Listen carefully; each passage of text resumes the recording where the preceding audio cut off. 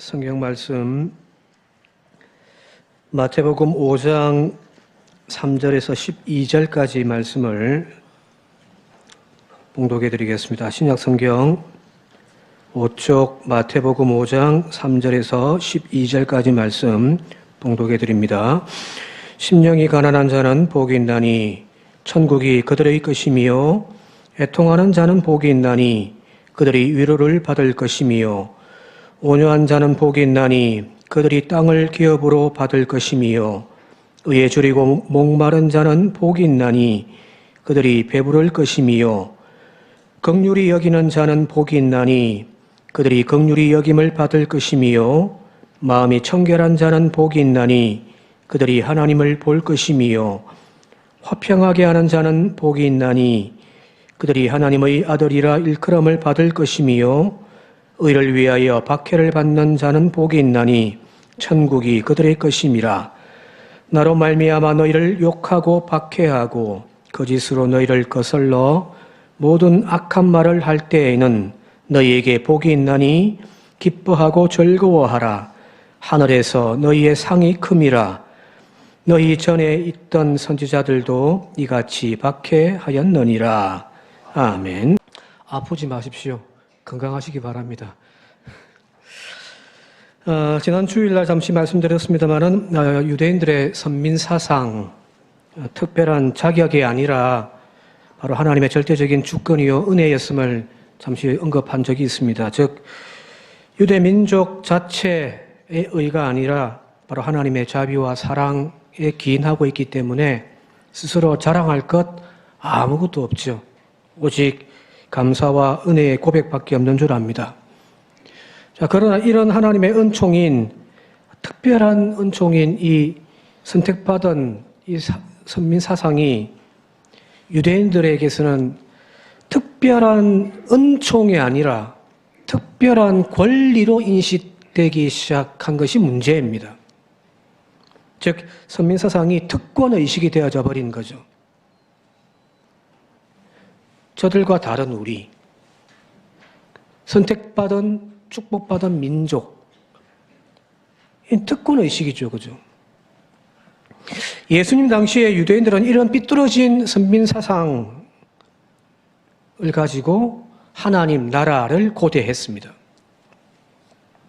과거 선지자들을 통하여서 예언되었던 또 한 약속되어진 그 하나님의 나라에 합당한 자가 누군가, 그 나라에 들어갈 자격이 있는 사람이 누군가, 바로 나 유대인들이라는 거거든요.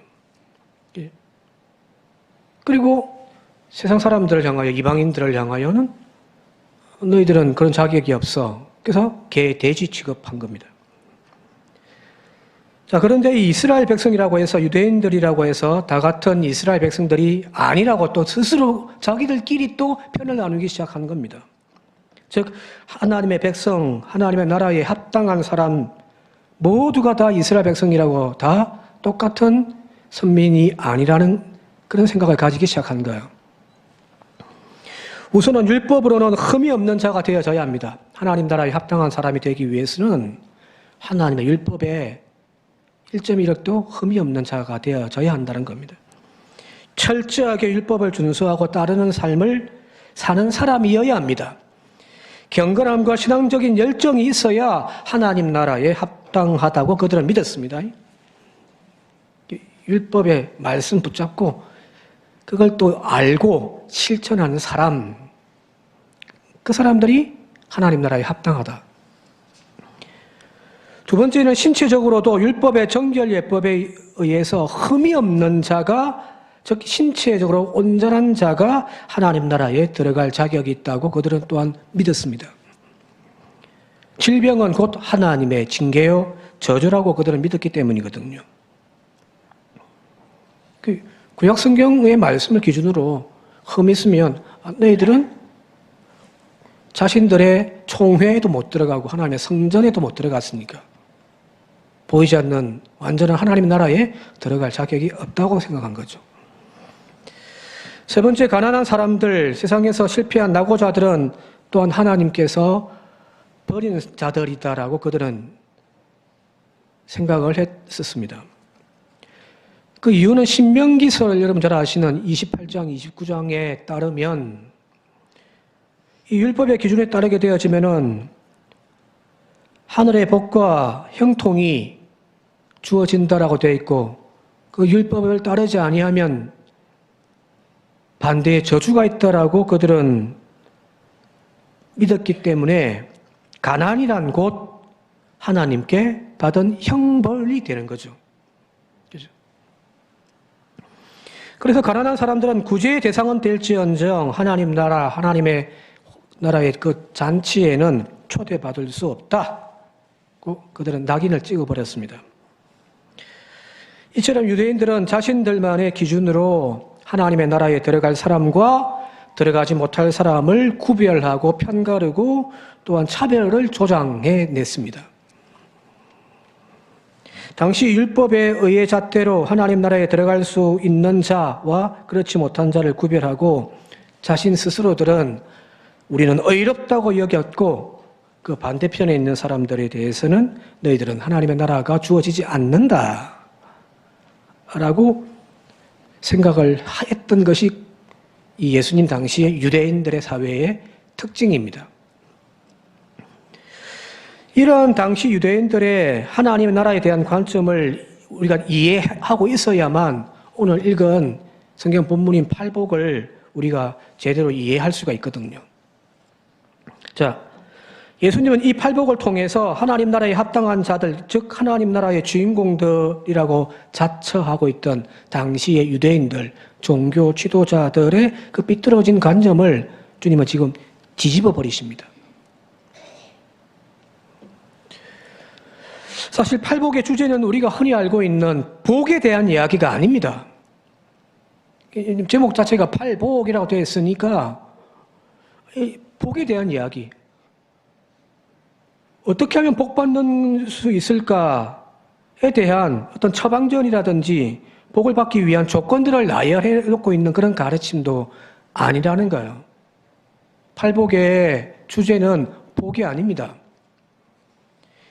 이 본문에서 예수님께서 지금 강조하고 계신 것은 복이 아니라 한번 따라할까요? 하나님 나라의 주인공은 누구인가? 지금 이 본문의 말씀의 핵심은 어떻게 해야 우리가 이런 8가지의 복을 받을 수 있는가에 대한 어떤 복의 이야기가 아니라 하나님 나라에 합당한 자가 누구인가, 그 나라에 들어갈 주인공들은 누구인가가 바로 이 본문 말씀의 핵심입니다. 즉 앞서 언급한 선민사상을 특권으로 생각했던 그 당시에 유대인들이 주장하는 특별한 사람들, 종교 지도자들, 바리새인들, 율법에 흠이 없는 자들, 당연히 우리가 하나님 나라에 합당한 자다, 우리가 하나님 나라에 들어갈 수 있다라고 생각했던 그들에 대한 정면 도전인 거죠. 예수님의 가르침대로 하자면은 종교 지도자들, 바리새인들처럼 율법으로 흠이 없는 자가 하나님 나라의 주인공이 아니라는 거예요. 너희가 하나님 나라의 주인공이 아니야, 이것들아. 오히려 여기 나와 있는 8가지의 사람들, 신령이 가난한 사람들, 온유한 사람들, 마음이 청결한 자, 의에 줄이고 목마른 자, 화평케 하는 자, 바로 이런 사람들이 하나님 나라의 주인공이라고 지금 선언을 하고 계신 거거든요. 그래서 여러분들 이 팔복의 첫 번째와 마지막, 팔복이니까 8가지 복이잖아요. 그죠? 첫 번째 복과 마지막 8번째 복에 대한 주제가 뭐라고 되어 있냐면 바로 천국이 너희 것이다라는 거잖아요. 한번 볼까요? 3절과 10절요.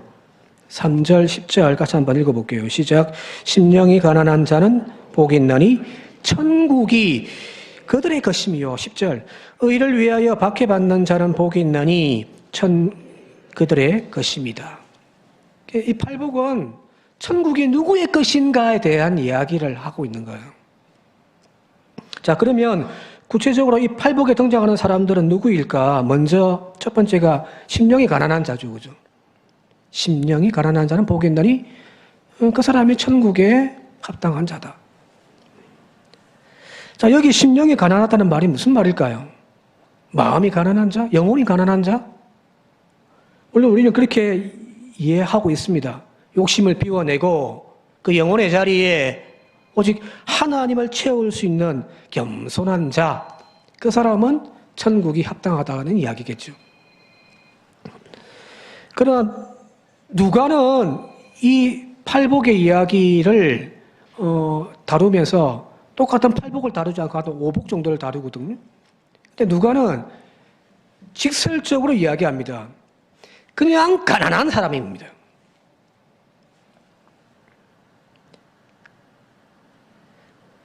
이들은 유대인들의 기준에서 하나님 나라에 들어갈 자격이 없다고 여겼던 당시의 가난한 사람들입니다. 그 가난한 사람들도 천국이 그들의 것이라는 거예요. 달라스 윌라드라고 하는 신학자가 심령이 가난하다는 표현을 어떤 영적 빈곤이라고 해석한 부분이 있거든요. 영적인 빈곤. 무슨 말이냐면 심령이 가난한 사람은 스스로 생각을 하는 거예요. 하나님 앞에 도저히 설 수 없을 정도로 형편없는 사람들이었다는 겁니다. 저 바리새인처럼, 저 서기관들처럼, 저 종교 지도자처럼 율법에 흠이 없는 그런 신앙 나는 못한다. 그들 앞에 서면 늘 부끄럽고 한없이 쪼그라드는 죄인처럼 여겨지는 사람, 그 마음을 가지고 있는 그것이 심령이 가난하다는 겁니다. 진짜 하나님 앞에서 자신의 부끄러움 때문에 늘 시선이 땅만 향하여 바라보는 사람들. 나는 도저히 저 바리새인과 종교 지도자들이 입만 열면 떠벌리는 하나님 나라에 합당한 자격이 눈꼽만도 없어서 늘 부끄러운 존재들. 그런 사람들이 바로 심령이 가난한 사람이라고 이야기를 합니다. 여러분 잘 아시는 누가복음 18장에 바리새인과 세리의 성전에 올라가 기도하는 장면이 소개되어져 있잖아요. 그죠? 그거 한번 상상해 보십시오. 먼저요, 누가복음 18장 11절 12절에 바리새인이 먼저 따로 떨어져서 기도를 하는데 같이 한번 읽어볼게요. 시작. 바리새인은 서서 따로 기도하여 이르되 하나님이여 나는 다른 사람들 곧 토색, 불의, 간음을 하는 자들과 같지 아니하고 이 세리와도 같지 아니함을 감사하나이다. 12절 나는 일회에 2번씩 금식하고 또 소득의 11조를 드리나이다. 자, 여기 지금 바리새인의 모습을 한번 상상해 보십시오. 어떻게 하고 있을까요? 제가 봤을 때 막 두 손을 높이 들고 하늘을 향하여 막 고개를 쳐들고, 그죠? 너무너무 당당한 모습이죠. 그죠? 반면에 조금 떨어져 서 있는 죄인 세리의 기도하는 모습입니다. 13절 같이 한번 읽어볼게요. 시작. 세리는 멀리 서서 감히 눈을 들어 보지 못하고 다만 가슴을 치며 이르되 하나님이여 불쌍히 여기소서 나는 죄인이로소이다 하였느니라. 자, 여기 세리의 모습은요, 그 당시에 모든 사람들의 손가락을 받았던 죄인 중에 죄인이 세리입니다. 그런데 그는 지금 하나님 앞에 섰는데 감히 눈을 들어 하늘을 쳐다보지도 못하는 거예요. 고개 쳐박고, 그죠? 하나님, 저는 죄인입니다. 자격이 없습니다. 어깨 쭉 쳐져가지고 고개 숙이고 있는 모습. 자, 그런데 주님은 이 두 사람의 기도를 통해서 누가 하나님이 받으셨는지, 누가 하나님이 어렵다고 말씀하시는지에 대하여 정답을 내려주시거든요. 바리새인이 아니라 세리였다는 겁니다. 팔복의 심령이 가난한 자는 바로 이런 그 당시의 세리와 죄인들과 같은 사람들이라는 겁니다. 그래서 예수님의 가르침은 이렇게 해석할 수가 있습니다. 스스로 영적으로 말할 수 있는 것이 틀끝만도 없어서 자신은 늘 하나님께 소외되어졌다고 느껴지는 사람들, 바로 당신들이 복 있는 사람이다. 왜냐하면 너희가 하나님 나라에 들어갈 자격이 있기 때문이다. 이렇게 주님은 말씀 지금 하고 계시는 겁니다. 자, 두 번째, 팔복의 두 번째 4절 말씀 같이 한번 읽어볼게요. 4절입니다. 시작. 애통한 자는 복이 있나니 그들이 위로를 받을 것이며. 이 첫 번째는 심령이 가난한 자, 그죠? 말 그대로 자격이 없는, 스스로도 자격이 없다고 여겨지는 그 사람들이 천국이 너희 것이다 라고 말씀하셨고, 두 번째, 애통하는 자입니다. 여기 애통하다라는 표현이 어떤 막 금식 기도하고 막 참회하고 그런 어떤 영적인 의미도 물론 포함되어 있을 겁니다만은 그냥 실제적으로 그 당시에 실제적으로 늘 애통하는 사람이에요. 비참한 자신의 환경에 늘 탄식하며 좌절감 속에서 날마다 슬퍼하는 사람들입니다. 오늘도 벗어날 수 없는 가난함, 나를 짓누르고 있는 그 질병의 고통 속에서 내일에 대한 희망조차도 없는, 그래서 날마다 입에는 탄식과 절망만 나오는 사람, 그 눈에는 늘 눈물이 머물러 있는 그 사람, 바로 그 사람이 애통하는 사람이죠. 세 번째, 온유한 자입니다. 온유한 자는 복이 있나니 그들을 땅을 기업으로 받을 것이다 라고 하는 겁니다. 여기서 말하는 온유하다는 뜻이 뭘까요? 온유. 교회 아이들 이름 지을 때 온유라는 이름들도 자주 짓는데, 온유. 보통 사전적인 의미는 부드러운 성품을 가지고 있는 사람. 그죠? 남들이 욕해도 예 할 수 있는 그 부드러움. 그게 보통 온유인데, 여기 온유한 사람의 헬라어가 프라우스라고 하는 단어입니다. 프라우스. 이 프라우스라는 단어의 뜻이 뭐냐면은 저항할 힘이 전혀 없는 상태입니다.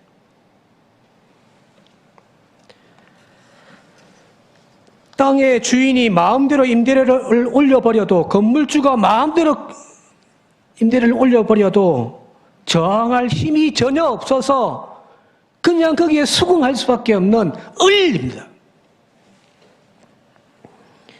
국가에서 야만적인 세금을 물려 착취를 하더라도 저항할 힘이 없어서 그냥 당하고 마는 그런 약자들이 바로 온유한 자들입니다. 6절, 의에 줄이고 목마른 자는 복이 있나니 그들이 배부를 것입니다 라고 이야기를 하죠. 의에 줄이고 목마른 자. 우리 보통 찬양할 때 사슴이 시냇물을 찾아 헤매이듯이 아마 우리는 그렇게 상상을 할까 이거죠. 하나님의 의를 고대하는 사람들이라고 우리는 생각합니다만은, 여기 하나님의 의를 간절하게 기다리는 사람들은 어떤 사람들일까요? 이 땅의 불의 앞에 짓눌린 사람들입니다. 그래서 이 사람들은 하나님의 의가, 하나님의 공의가 절대적으로 필요한 사람들입니다.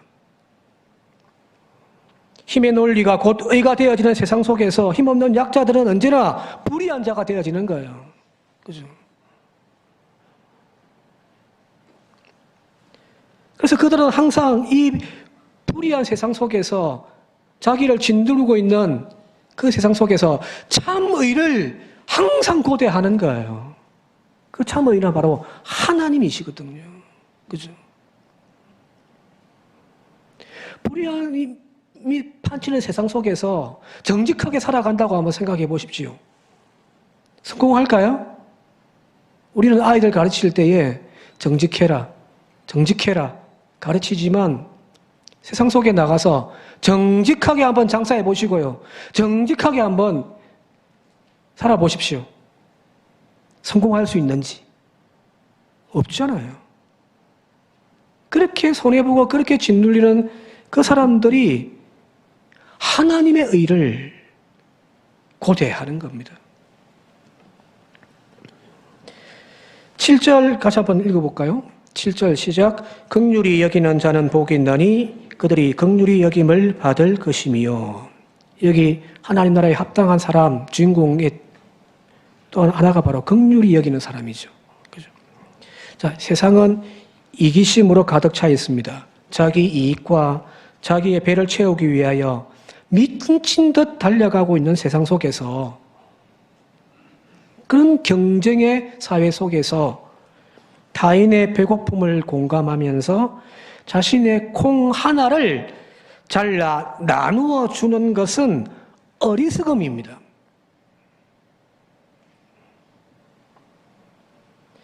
니 죽고 내 살자라고 하는 약육강식의 세상 속에서 남의 아픔과 또 뒤처져 쓰러져 있는 사람을 내버려 둘 수 없어서 그를 이렇게 세워 어깨에 메고 힘겹게 더딘 발걸음으로 간다라고 하는 것은 철저하게 손해보는 겁니다. 바보들이라는 짓이죠. 실제로 그렇게 사는 사람들은 세상에서 루저가 될 수밖에 없습니다. 그죠?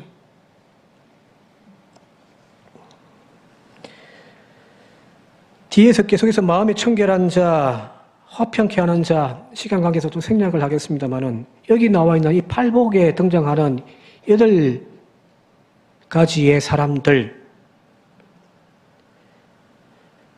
이 팔복의 주인공들을 자세히 들여다보면은 이 선민 사상에 찌들려 있던 유대인들의 당시 기준으로 보면은 전부 다 하나님 나라에 합당하지 않은 사람들입니다.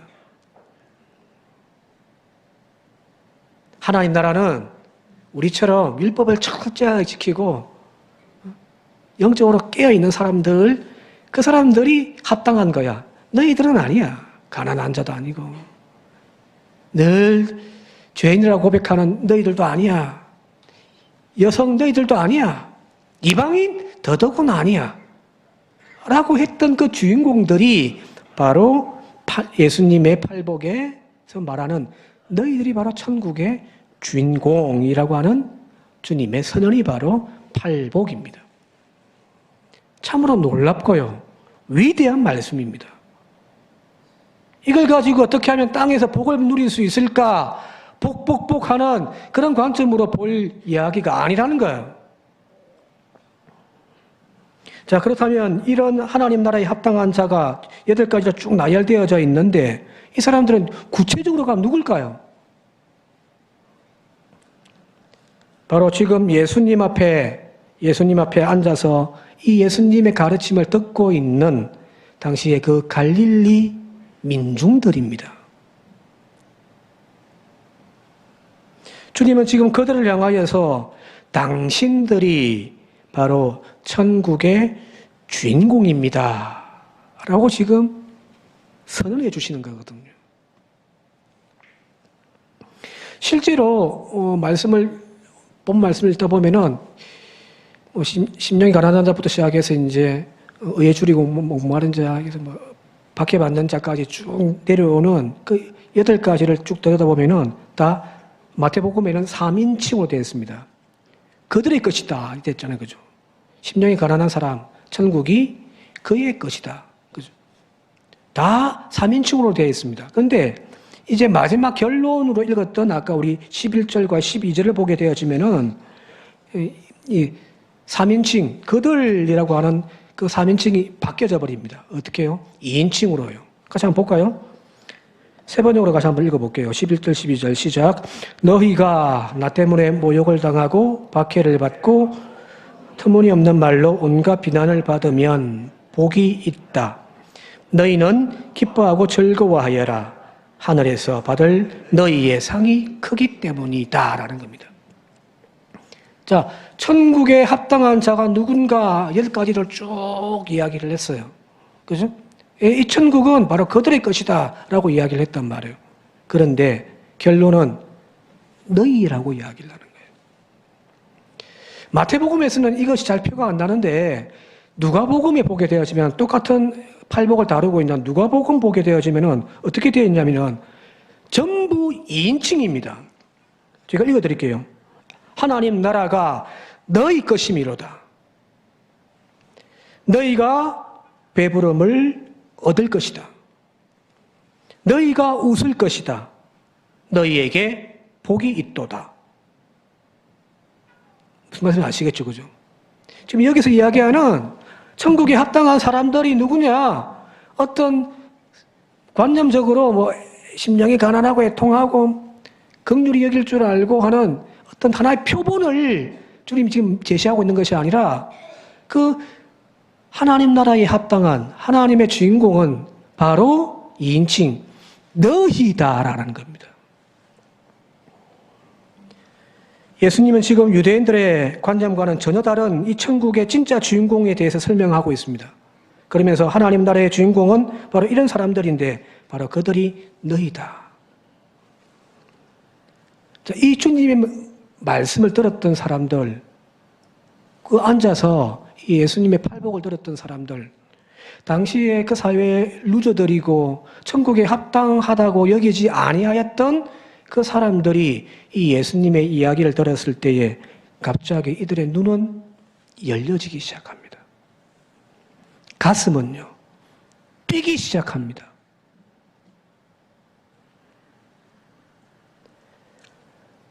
지금까지 유대인들 지도자들의 가르침에 따라서 우리는 전혀 하나님 나라에 들어갈 아무런 조건도 자격도 없는 그런 사람들이라고 우리 스스로를 생각하고 있었는데, 그래서 아까 세리처럼 하나님 앞에 설 때에는 부끄러워서 고개 쳐받고 죄인입니다. 죄인입니다. 라고만 살았던 그런 그들이었는데, 지금 주님께서 하신 말씀이 그런 우리를 향하여 너희가 바로 하나님 나라의 주인이다 라고 선언을 하시니 그들의 가슴에 희망과 기쁨이 솟아오르는 거죠. 누구? 나? 지금 저 사람이 나 같은 사람도 하나님 나라에 들어갈 수 있다고 지금 말씀하시는 거야? 나 같은 사람에게도 기회가 있다고? 그죠? 지금까지 자신은 당연히 하나님 나라의 주인공이 될 수 없다고 여겼던 여자들, 병자들, 가난한 사람들, 천대받던 어린아이들, 이방인들, 그들에게 지금 들려주는 예수님의 이 말씀은 여러분들 복음입니다. 복음이 뭐예요? 복된 소식이잖아요. 그죠? 기쁜 소식이라는 이야기입니다. 절망했던 그들 가운데 가슴을 뛰게 만드는 그 기쁨의 소식이 지금 예수님의 입술을 통하여서 전하여지는 거죠. 자, 교회가 다시 회복해야 할 복음의 능력이 바로 이것이 아닌가 싶습니다.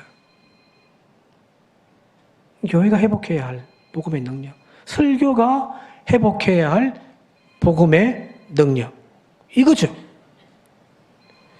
설교하는 목사인 저는 언제나 교인들에게 말씀을 전하면서 세상 속에서 하나님 말씀대로 사시라고, 그죠? 그렇게 설교합니다. 그래서 좀 더 열심히 하시라고, 좀 더를 외칩니다. 그래야 하나님 나라에 합당하다고 가르쳐 왔거든요. 그런 사람에게 하나님의 복이 하나라도 더 떨어진다라고 가르쳐 왔었습니다. 그러나 주님은 그렇게 종교화되어져 가고 있는 설교와 믿음 생활에 지금 도전장을 내미시는 겁니다. 하나님 나라는 그렇게 편협한 것이 아니다. 모든 사람들, 아니 천국에 합당하지 않다고 여겨지는 사람들까지도 열려있고 그들조차도 하나님 나라의 주인공들이다. 이게 복음이라는 거예요. 오늘 우리에게 신앙생활, 교회생활, 헌신생활이 그냥 무거운 짐이요, 고통이 아니라 진짜 기쁨의 복된 소식이 되어지는 그런 믿음 생활을 다시금 회복하는 저와 여러분들이 되시기를 바랍니다. 억지로, 마지못해 열심히 하라고 하니까, 주일 빠지면 안 된다고 하니까 나와 앉아 있음이 아니라,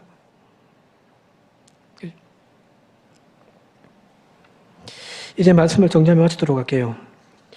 이제 교회가 이 참된 복음의 소리를 전하여서 절망 속에 있는 사람들에게 희망을 남기다 주는 그런 등불이 되어질 수 있었으면 좋겠습니다. 언제까지나 부자를 위한 하나님의 나라, 세상에서 누릴 것 다 누리면서 천국에까지 더 큰 집을 탐하는 그런 변질되어진 복음이 아니라 세상에서 가장 앞선 자리에 있는 먼저 된 자를 위한 복음, 또한 그런 자리가 복 있다고 부추기는 가짜 복음이 아니라 여기 하루하루를 힘겹게 살아가느라 하늘 한번 쳐다볼 수 없는 사람들, 절망과 고통 속에서 하나님 이름조차 부르지 못하는 사람들, 감사할 이유가 많아서 입술에 늘 감사의 고백이 넘쳐나는 사람들뿐만 아니라 도무지 감사할 이유조차 없어서 그 마음에 불평과 탄식으로 가득 찬 사람들조차도 너희가 하나님 나라의 주인공이다 라고 전해줄 수 있는 그런 우리 교회 되어지길 바랍니다. 교회가 다시 이 참 기쁨의 소식을 전하는 능력이 회복되어진다면 분명합니다. 세상은 다시 우리의 소리에 귀를 기울일 줄 믿습니다. 닫혔던 마음들이 열려지고요.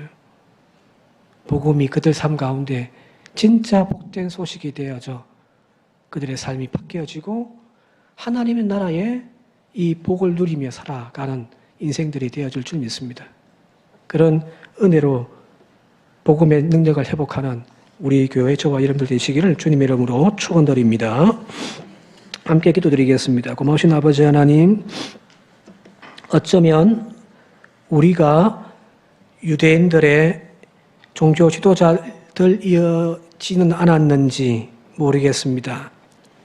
구원의 조건을 신앙의 열정으로 남들과 다른 더 많은 헌신으로만 생각했던 저희들이 아니었는지, 그래서 열심하지 아니하고 또한 믿음에서 서성거리고 있는 이들에게는 그따위 식으로 하면 안 되라고 정죄하지는 않았는지, 하나님 이 가짜 복음이 우리를 지배하지 않게 하시고 오늘 주신 이 말씀처럼 모든 이들에게 열려있는 하나님의 나라, 심지어 자격조차 없어 보이는 그들도 하나님의 나라의 주인공임을